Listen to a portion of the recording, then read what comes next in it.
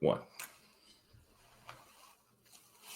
What's up, everyone? Welcome to another edition of Split Decision along with Will Brewer. I am Colby Daniels. Will, my man, it's good to see your face. As usual, what is happening today? Man, it's a good day to talk about MMA always, man. And then we got some good stuff on the docket for this weekend. We had a big card last weekend with Evloev and Murphy.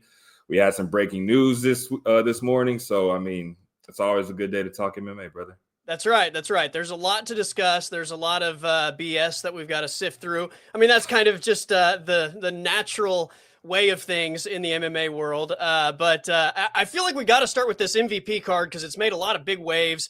Obviously, so much so that Dana White has commented about fighters from the UFC that are fighting on this card, and I've seen some people say that this is the best MMA fight card of 2026.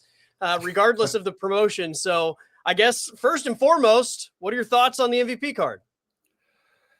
I mean, for what I thought this was going to be, I like it. I like that these some stars from yesteryear, you got some up and comers. I think that with what's out there, MVP did a really good job building this card. You got your stars, you got your prospects, you got a little bit of everything. So I think they did a good job. I don't really have any complaints because, the UFC is such a monster and, they put on all these shows and they're great, right? But to have something else of another company and it feels big, it feels like this is something, it's on Netflix.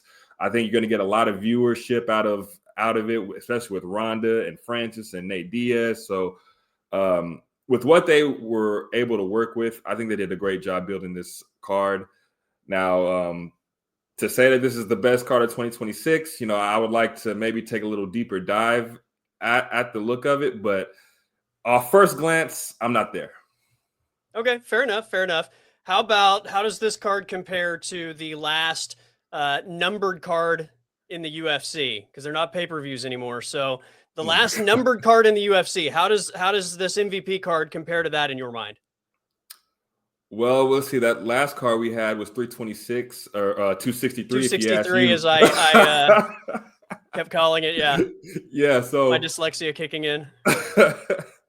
So you had who we had? We had Max and Charles. We had Kaio and RDR, Rosas and Rob Font, Michael Johnson, Drew Dober, and who was the first fight? Well, that's beside the point. Well, let me say, I think if that Max and Charles fight, like, we have the luxury of like knowing how that played out. Right. But if you just look at it, I'm just talking about on paper before the fights played out in terms of like your hype for that card versus the hype for this one. Because I mean, look, we were all hyped for Derek Lewis and Francis Ngannou once upon a time, and that turned into one of the worst fights we'd ever seen, right? So like, you can't, it's not really fair to say, this card that has happened versus this card that hasn't happened, but I'm talking about pre-fights, the level of hype and excitement that you have for the names that are on the marquee. Okay, well, if that's the case, then I would probably say that I like the MVP card a little bit more than the UFC card, just because you had Max and you had Charles, but outside of that, like, in terms of the casual fan, you don't really know too much about Kaio and RDR and Rosas and Rob Font and those guys. But when you look at Nate Diaz and Mike Perry, what that fight could potentially be, and Francis returning to the sport, and then Ronda Rousey, Gina Carano, they're superstars. In terms of the fights itself, I don't know, but like, I'm excited to watch it. Fair enough. Let me first say this. I hope this thing does really well, because I believe the UFC needs competition, right? Like, and I'm not saying that MVP is ever going to be what the UFC is, but if they can at least even be something that the UFC is aware of and are on the UFC's radar, that's just going to make the UFC better, right?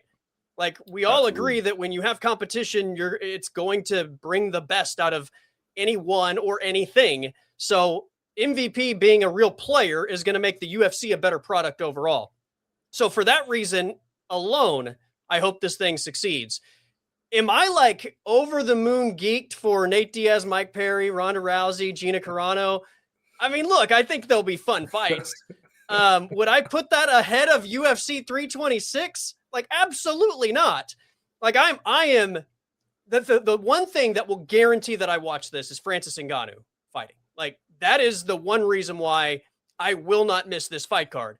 Outside of that, though, like, there's not anything that draws me that says, like, I couldn't, like, catch it later, like record it and watch it after the fact, or it's on Netflix, right? So, like, I couldn't, I couldn't come home, late at night and turn it on at 1 a.m. or watch it the next morning. Like, Francis is fighting, so I'll be in front of the television watching it live because Francis is that type of draw for me.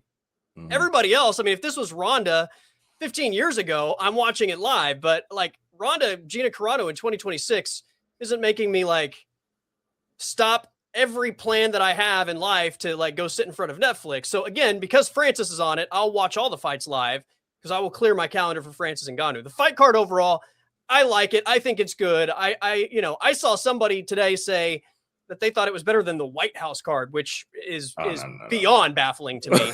But look, I want it to succeed. I hope it does really well.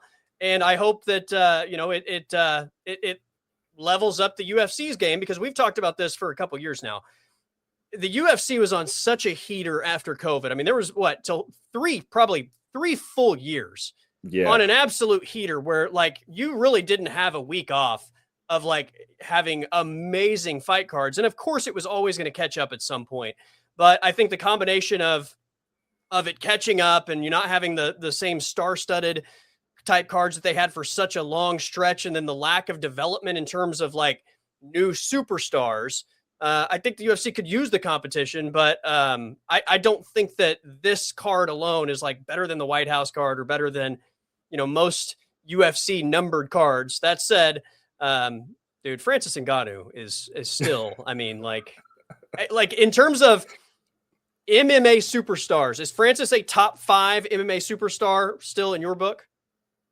And this is including everyone, like even including Conor everyone that is currently active in MMA. Yeah, I'll probably put them up there. Like, I think the easy ones for me, Conor, of course, John. Is John active? I mean,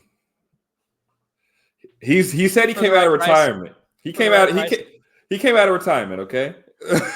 Okay. But look, okay, so we got Conor, we got John, I think Alex, and I would probably put Ilya in there, and then I'd probably say Francis. Yeah, so okay. Top 5. Okay, so there you go. And I think because there's not a UFC heavyweight that has sort of taken on that crown of like, being this next Francis Ngannou, so to speak, like it elevates Francis, despite the fact that we haven't seen him fight a ton over the last couple of years, right? Like if Tom Aspinall had done what everybody thought he was going to do and destroyed Cyril Gane, or vice versa, if Gane had destroyed Tom Aspinall and you didn't have the eye pokes, then maybe it's a different conversation. But the lack, I think, of a true UFC heavyweight superstar, despite Francis's absence in the sport, really, I mean, that's why it keeps him as, I think, such a must-see guy. And that would be my main event. But who am I? Despite the opponent, because I was surprised. Did you ever watch a Mike Tyson? Did you ever buy a Mike Tyson pay-per-view back in the day when you knew he was going to win in 20 seconds, but you like did it anyway? Well, yeah. So I'll say this about Francis: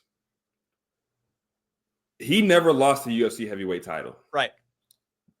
He beat Cyril Gane. He beat who at the time was the best guy. Tom Aspinall wasn't there yet. So Francis was the guy. He was the man, and he beat Cyril Gane, and then he, decided to chase greener pastures, which he did well. He did his PFL thing. He had 2 boxing fights, which if that was his goal, he knocked it out the park. I mean, people will say, oh, he got knocked out. He did this, he did that. It doesn't matter. The man got the money. Exactly.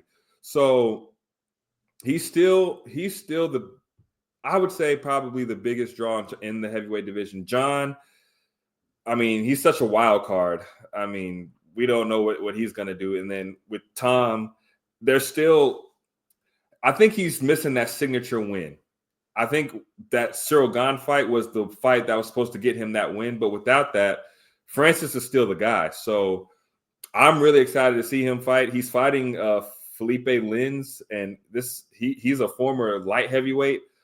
So I'm expecting this not to last not to last very long. But I think this is perfect for Francis to get out on the Netflix stage, have a dominant performance, and then there's so much you can do with him. You can put him back in a boxing fight, and then you can, once again, he can stake the claim that he is the best heavyweight in MMA right now. Yeah. Well, we have more time to talk about this. Obviously, it's not happening tomorrow, but I am excited for the competition. I'm excited to see Francis Ngannou. I think it's fun to see like the nostalgia of some of the names on this fight card. But again, I mean, if you compare that to Max and Charles, it doesn't meet, I think, the same level of hype that I had for UFC 326, even. So much less the White House card featuring Justin Gaethje and Ilya Topuria. Are you kidding me? Alex Pereira, come on. All right, let's talk about the London card in the UFC last week.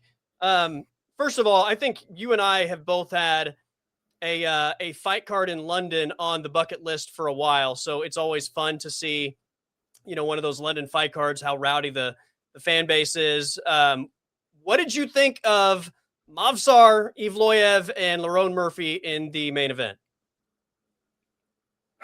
Man, oh, that was a sigh. It was I'm not gonna say it was a weird fight, but it wasn't the fight that I expected to see. I expected Movsar to be more on the grappling, but he wanted to prove a point. He wanted to make a statement that he can strike. He wants to have fun fights. John Silva was there, so I'm sure he didn't want to have a boring fight. But once this fight in the later rounds in 4 and 5, once Movsar decided he wanted to take this fight to the ground, it was nearly effortless. And I know Lerone said that he popped his hip out at some point, but I don't really think, after looking at it, that if Movsar decided that he wanted to grapple, that Lerone would have had much of an answer for it. It just seemed like Movsar was just too skilled, too strong, and that he was going to be able to take this fight wherever he wanted it. That's 4 and 5. Now, early on, Lerone had some moments. The fight was really close. The rounds were really close in the first 3. So I think the scorecards are probably everywhere, but I don't mind the decision that Movsar won 4 of the rounds, and then of course you had the point deduction. I don't mind the score at the end though. How'd you actually score it? 3-2? Yeah, I had it 3-2 for Movsar, and then the point deduction. So I thought it was going to be a draw, but I wasn't mad at the 48-46 for Movsar. I did as well. It's probably good for the division that it wasn't a draw. So you can actually get like a number 1 contender, or I mean, maybe if they had a draw, Gene Silva could have got that opportunity, and then that's probably a more fun fight for the fans than Evloev and Volk. But there you go. There's the outcome. What do you think of that fight, Volk and Movsar Evloev? Man, after watching Movsar, I mean, I just don't think it's, just like Volk said in the interview, he doesn't think it's going to be enough. I think Movsar is really good, but I just don't think it's going to be enough. I think Volk I think the skill gap is pretty wide. I think if Movsar is not able to take him down, there's a substantial gap in the terms of the striking. And then Volk is strong himself, so I'm not sure if Movsar is able to get him down, how long he's going to be able to hold him down. And just to give an example, Volk fought Islam twice. The first fight was razor thin, was very, very close. And Islam had trouble holding Volk down in that fight. So I just don't expect to see Movsar have more success than Islam would have against Volk, knowing that that's what he wants to do. That's his key to victory. Yeah, I mean, I think watching that fight, it once again confirmed what a massive, I feel like, gap there is from Volk at 145 to everyone else. And it's not really fair to say that because they weren't fighting Volk in that fight, but I'm just like watching this and I'm just like, neither one of these guys is that guy. And trying to like picture what that would look like, it wasn't ringing any bells in my head that Volk might be in trouble. Yeah, and you know, Mozart tried. To his credit, he tried to go out there and make a statement. I mean, he even said after the fight that I outstruck this guy. I mean, I think Lerone was so, expecting the shot that he didn't really open up. I mean, he landed some, but I mean, we've seen how Lerone strikes. I mean, there wasn't enough output. So I think Volk with his movement, he moves different than anybody in the entire UFC, in my opinion. And he's not going to let Mosar get started. He's not going to let Mosar trap him. I mean, I think Topuria, that just shows how good that Topuria is, that he was able to trap him along the side of the fence and knock him out. But I think Volk his IQ is just through the roof. I don't think Mosar. I think that there's levels to this game, and there's levels to the IQ of the game, the ins and outs. I mean, Volk he's at the top of the game in this. Let's talk about this weekend's main event: Israel Adesanya, Joe Pyfer. It seems kind of crazy to have Israel Adesanya headlining a fight night card, right? I mean, there was a time that he was the biggest star in the sport, and it felt like he was fighting on a numbered card like every 3 months. And for a long stretch, I mean, along with like Kamaru Usman, it was just like Adesanya Usman, another weight division, Adesanya Usman, another weight division as like your pay-per-views. Man, what a crazy stretch. Like if you had told me like at some point, I don't know, mid like 2022, 2023-ish, like Israel Adesanya is going to lose X amount of fights and, going to be facing like Joe Pyfer, I would have been like, we're having a conversation about this guy being the greatest middleweight of all time. What are you talking about? And it's crazy how quickly, you see that decline. Yeah, man.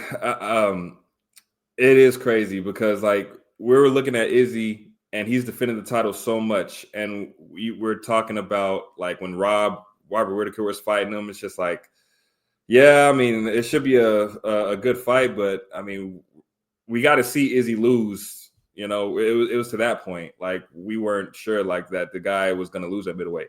Of course, he went up. He tried to fight Jan, but that was at light heavyweight. I mean, to see where we're at now in his career after being a champion and the long reign, and now you're seeing him get finished, and Drake has got him, and Imavov got him.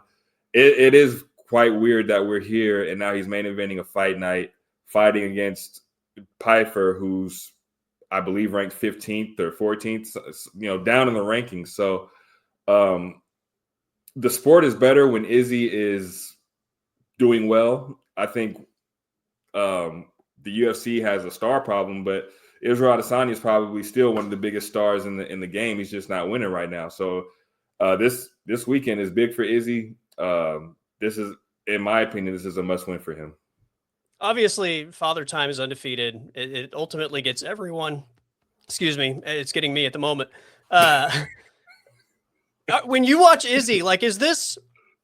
And I get he lost a couple, but the last two, for example, is that more of like his skills declining and age catching up, or do you think it's a confidence problem? Because sometimes it's like once you lose, you don't have that invincibility about you, and I just feel like, and maybe it's a bit of both, but I don't feel like we just have the same sort of aura around Izzy that we had. And so to me, at least some portion of that pie is like confidence.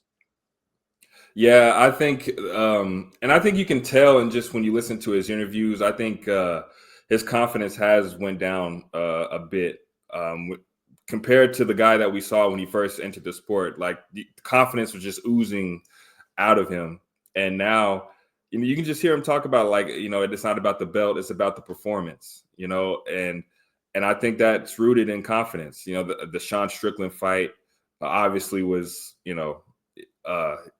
Strickland beat him pretty convincingly. Drakus, finished him. I think he thought of that as a must win. Um, and then this Imavov fight. And in all of these fights, though, outside of the Strickland fight, especially the Dracus fight and then the Imavov fight, he was performing well. I think there's just a lot of pressure on him that he may put on himself to not make mistakes, and then that leads to him making mistakes. So I would say that the Izzy that was the champion is still there. That guy is still in there. Just the confidence has to come back. His confidence has got to come back. He's got to be that guy. But now it's really dangerous for him because guys like Joe Pyfer, who are big knockout guys, see that and they're like, okay, I can go get this guy. He's got to make it to where people are scared to even get close to him and where he can pick them apart from the outside. Like Cannonier was a big knockout guy, but he was, really hesitant to get close to him. I think Izzy's got to get back to that. This fight in some ways kind of reminds me, you mentioned it earlier, the Yan fight. Like you got this big knockout guy and Israel Adesanya, but Izzy at that point was supremely confident and wasn't scared of anything. And I mean, obviously like that fight was one of those like edge of your seat. You just felt like something big could happen at any moment. This is probably going to be a bit of the same, but I don't know what type of Israel Adesanya we're going to get and what his overall, I guess, engagement level is going to be, which I guess makes it a fascinating fight, right? Like, what are we going to see? Yeah, I mean, I think Izzy in the Imavov fight, he came out, he was aggressive, he was trying to pick him apart. I thought he had a great first round. He obviously got caught in the second after an eye poke, which is another subject for another day. But I think in this fight, if he says he wants to go out and have fun, if that's what we see, if he's not worried about the results, I guess if he's just worried about really having a good performance and kind of silencing the critics and the demons, the inner demons that he may have, I think we're gonna go out. He's gonna go out there and just try to be free, try to be himself, and not really worry about what happens after this. What happens if he loses? What happens if he gets caught? Because early Izzy, I don't think he cared much about that. I think he just went out there and wanted to style and wanted to really let the fans know who he is. So I think we'll see a very aggressive, not a very ultra aggressive Izzy, but I think we'll see Izzy who's in vintage form. What does a win for Izzy in this fight look like in terms of next potential matchup for you? Well, I think this is just one of those like gets him back on track, and he's such a superstar that a win will put him right back in the top 5. Like win this one, get another win, and we're talking about a title shot type deal for Izzy. I think a good performance here. I'm not going to say no matter what it looks like, but especially if he goes out, wins in dominant fashion, if he gets a finish, I think the top guys, Strickland, who's fighting for the title, obviously, but Kaio, Imavov, even I think Izzy's right back in those discussions with the win here. What about for Joe Pyfer?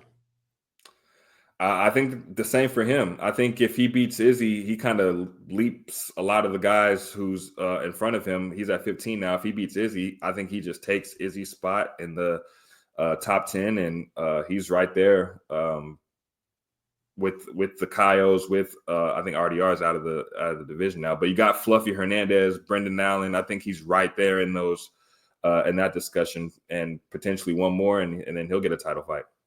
Joe Pyfer stylistically is, I mean, a UFC fan's dream, right? I mean, he's gonna try to knock your head off. Is there a dream matchup inside the top 10 for you with Joe Pyfer stylistically that would, I mean, get everybody out of their seats? Like the type of like, anybody could be knocked out at any given point, or just some sort of big time brawl? Man, when I think of everyone who's in the top 10, I kind of see a lot more grapplers. I don't have the list in front of me, but I know you got Fluffy in there, you got Brendan Allen in there, you got Kaio.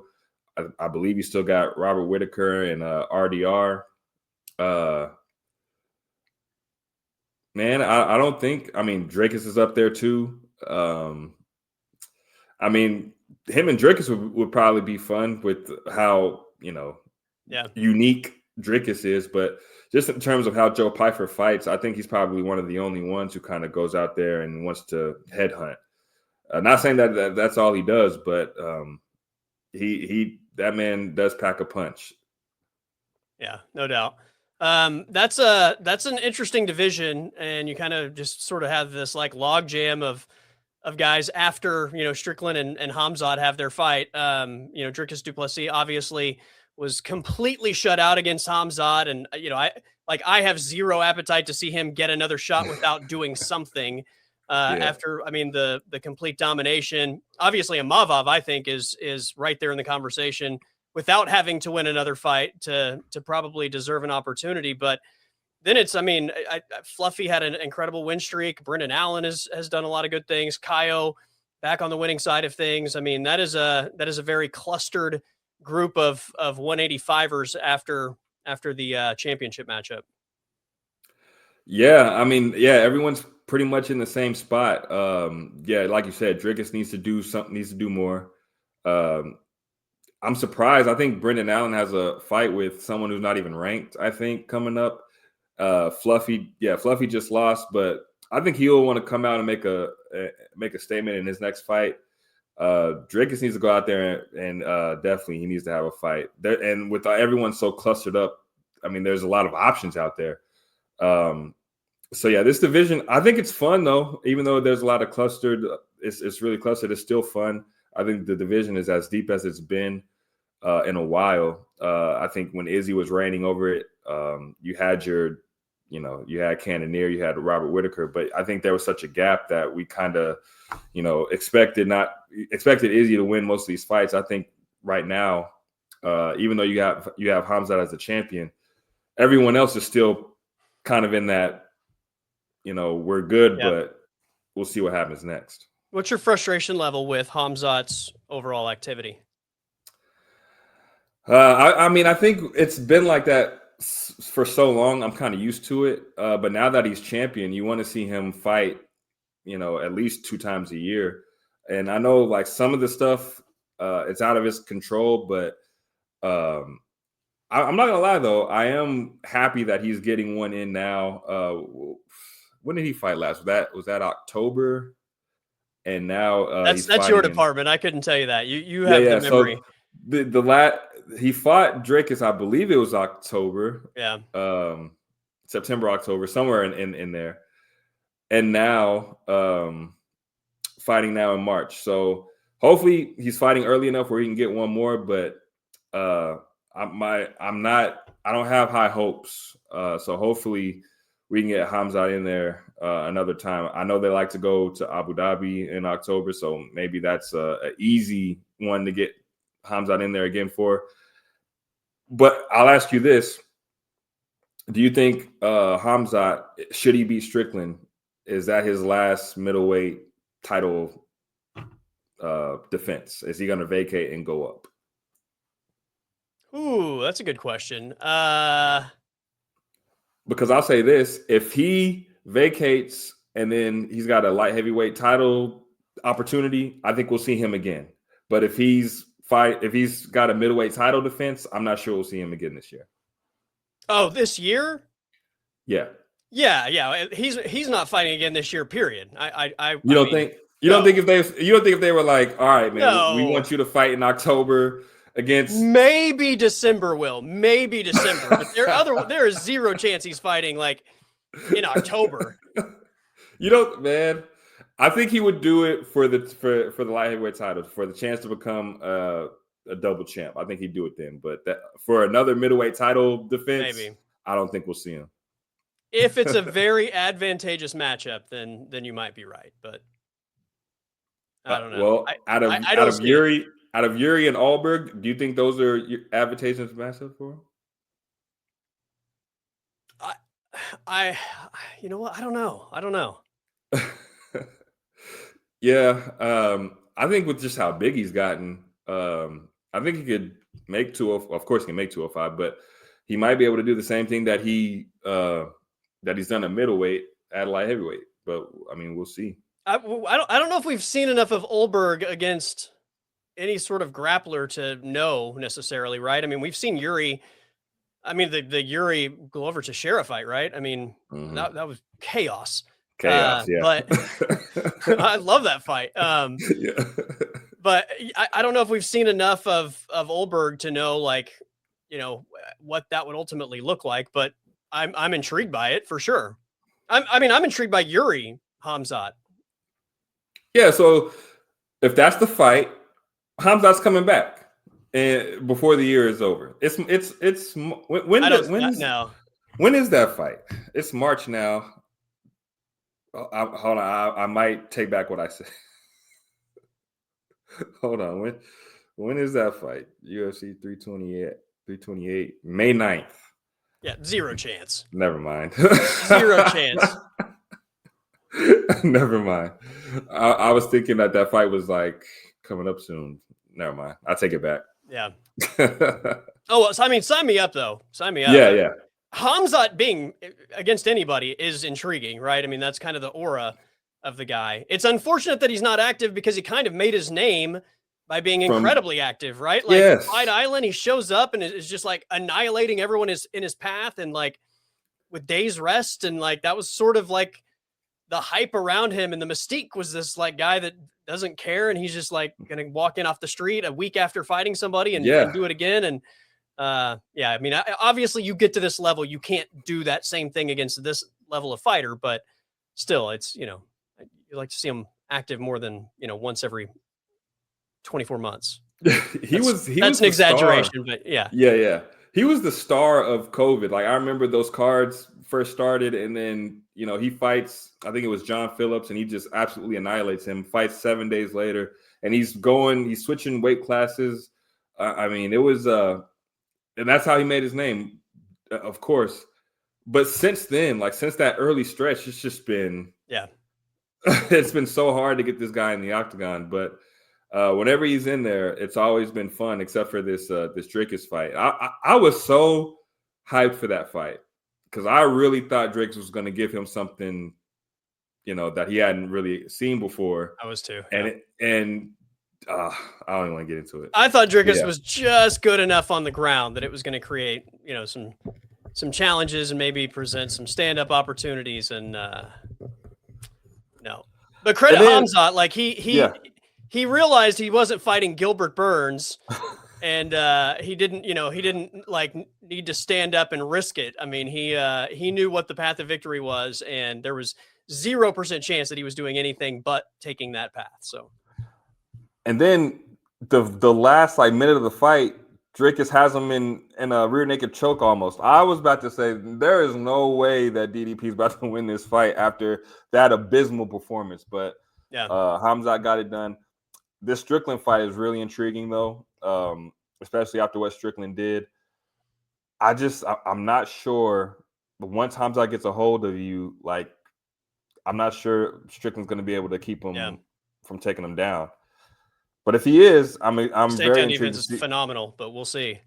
I'm very intrigued to see what it looks like if Hamzat is not able to get him down, and what Hamzat on the feet looks like. I'm really intrigued by that. I think Sean's going to piece him up if exactly it doesn't go yes, yeah. but also how much, because Sean's really good with his defense. With his takedown defense and with his striking defense, right. It's hard to really get him out of that shell. But how active is it going to be with his jab when you are when you know at the back of your head? Yeah, you got to the takedown's coming. So it's all intriguing. I can't wait to watch that one. All right, last thing, just to kind of go full circle, back to the superstar conversation we have. Hamzat felt like he was on his way to becoming the biggest star in the UFC. I feel like the inactivity is really the only thing that's prevented him from taking the throne of the active UFC guys, because there's such an opportunity. And I mean, we haven't seen Conor in a long time. John is retired in my book, unless he verbally unretires. Hamzat could be that guy, and he has the star power to be that guy, but the inactivity, I think, is the only thing that prevents him from maybe becoming the next face of the UFC. Yeah, definitely. That's the only thing, because the fights, I mean, the just his aura, the way that he goes about interviews and all that. This is definitely a superstar. The thing that we're missing for sure is the activity, but and the fights for the most part, outside of the last one, have all been really exciting. Um, the Usman fight was pretty exciting, even though he like it went to decision. But like we know what Hamzat wants to do. He wants to take you down. He wants to finish you. I feel like it's just a bigger version of Khabib, but it's like more of a like ragdoll, like more vicious, more It's more violent. violent. Whenever, Yeah. yeah, more violent whenever Hamzat really gets going. So this is definitely a superstar. The only thing that we're missing here is just activity. Um, yeah, there's Yep. just too much of a gap in between his fights. If we can see him just probably, even if it's just 2 times a year, I mean, I think the whole thing would change. We're looking at Hamzat I mean, as a superstar. 3 times in like, a 2-year span would even be an upgrade rather than like once a year. It's just, once every 9 months would be, I feel like a massive upgrade. But Yeah, we just got yeah, Hamzat. We just got to get you back in there, bro. I think the biggest thing for him though is I think motivation is a big thing for him now. I don't think after this Strickland fight, I don't think the Imavov fight's going to happen. I don't think Imavov is going to fight Hamzat. I think he wants to chase this light heavyweight title, and I think if that's what's on the other side, I think he'll want to fight. But I think it might be more of a challenge if we're asking him to defend the middleweight title. yeah, I also think he just elevated so quickly that like, it's you gotta like he's gonna pay him if he's gonna show up, right? Like his star Yeah, just grew so quickly that it's like, hey man, yeah. you know, give me what So I'm here for, what I deserve. this is a fun question. So there's been a lot of questions and stuff about this Connor Ben 15 million and stuff of the roster. Like, and I'm excluding John Jones and Conor McGregor. Is there any UFC fighter that you feel is worth? I don't have a better word, but worth 15 million. Justin Gaethje, Alex Pereira. Would you put Taporia in there? Would I put who? Taporia, Ilya. Is he worth 15 million? Yeah. Yeah. Would you put Hamzat in there?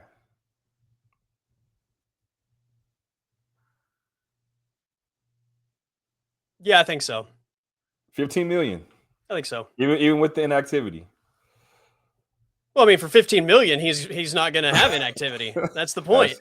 That's definitely true. That's definitely true. I mean, look, Justin Gaethje is going, without question, Justin Gaethje is going to deliver something the fans absolutely love. And then with Ilya Taporia and Alex Pereira, we're talking about, 2 guys that are like carving out all-time legacies. So, yeah. Yeah. And Hamzat, I think, has the ability to potentially do that. Is Islam in that discussion? That's the one that's like, and I'm not saying it's not because Islam isn't worthy. Does Islam draw the same level of excitement as those guys? I don't know. Does he? Yeah. I don't know if he like excites the fan base the same way. No, not the same way. I think out of most of the stars, he's probably on the lower level, but people will watch him because he's so 100%, good. Yeah. But in terms of just like appealing to the casual fan, I think Islam might miss the mark just a little bit, but I think he's right there though. Skill level, he's absolutely worth it. But part of that equation is, your draw and star power and, bringing extra eyeballs to the sport outside of like the normal eyeballs that would be there no matter who's fighting. And I think all those guys we mentioned are going to bring the extra eyeballs. I think that he does that as well, maybe just not quite to the same degree as those guys. But I mean, skill for skill, like he's probably as deserving of being the highest paid fighter as anybody in the sport. Yeah. I'm just really surprised that one, that Conor Ben got 15 million, and two, that these fighters are not even sniffing that type of money. But I know that's another conversation for another day. But I mean, there's so many deserving guys like Ilya Taporia, like Alex Pereira. Yeah, for me, these guys, those are 3 guys that absolutely deserve that type of money. But I mean, we'll see. We'll see what happens. Hopefully, the UFC gets it right soon. Well, I mean, hey, again, competition, I think, brings the best out of everyone. So we'll see what happens. All right, my man. Good show today. We'll do it again next week. And everyone have a great week. All right, man. Have a good one.